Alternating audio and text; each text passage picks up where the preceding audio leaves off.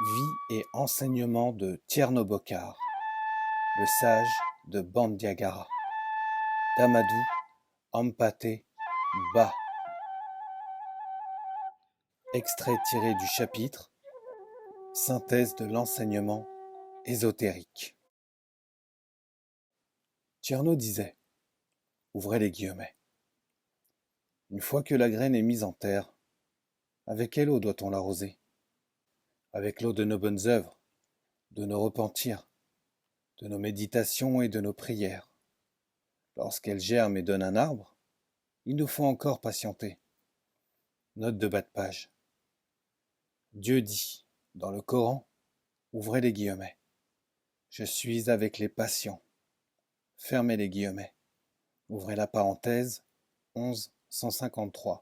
Fermez la parenthèse. Retour au texte. Jusqu'à ce que l'arbre donne lui-même des fruits. Alors, nous découvrons que nous avons gagné tout ce à quoi nous avions renoncé. Car non seulement nous recevons des fruits, mais, dans ces fruits, nous retrouvons des noyaux pour produire autant d'arbres qu'il y a de fruits. Fermez les guillemets. Dieu n'a-t-il pas dit, en comparant l'homme à une graine, qu'il multiplierait ses bonnes actions par 7, puis par 100, puis par 2? Ouvrez la parenthèse. Coran 2, 261. Fermez la parenthèse. Le chemin qui correspond à la graine, c'est le chemin du renoncement. Renoncement total à la récompense de nos actes ou de nos bonnes actions. Renoncement au résultat, entre guillemets, de nos efforts. Ainsi qu'il est dit dans toutes les traditions, l'effort est pour l'homme, non le résultat. Note de bas de page. D'où le danger spirituel d'une quête systématique d'état spirituel, de résultats, entre guillemets, par le biais de techniques variées qui, souvent, confortent l'ego plus qu'elles ne l'aident à se dépouiller. Retour au texte. C'est d'ailleurs cette conception qui est à la base du tawakkul. Ouvrez la parenthèse. Abandon à la volonté de Dieu. Fermez la parenthèse. Lequel n'est nullement fatalisme passif, mais détachement quant au résultat de notre effort. Le résultat étant entre les mains de Dieu. Il appartient à l'homme d'agir en recourant à toutes ses facultés, mais de garder un cœur serein devant l'issue de son action.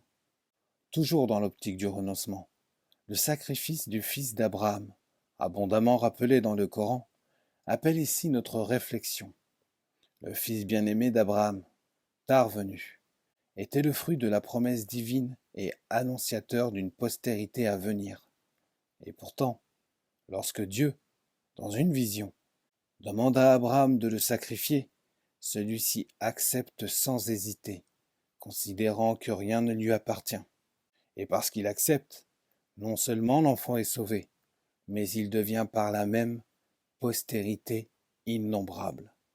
Sur le plan spirituel, comme peut-être aussi sur bien d'autres plans humains, c'est le renoncement actif et serein qui est porteur de fruits, libérateur d'énergie et ouvreur de portes, selon un processus qui n'est pas de l'homme, mais de Dieu.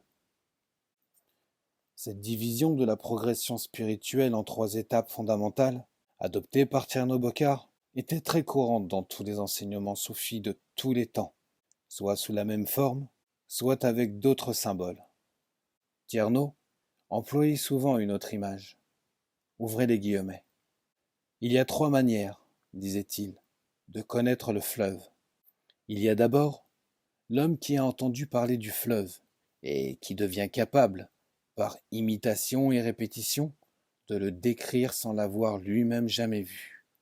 C'est un premier degré de connaissance. Il y a ensuite l'homme qui a entrepris le voyage et qui est arrivé au bord du fleuve. Assis au bord de la rive, il le contemple de ses propres yeux et est témoin de sa majesté. C'est un deuxième degré de connaissance.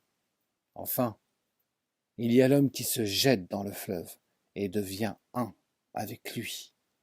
C'est le troisième et suprême degré de la connaissance.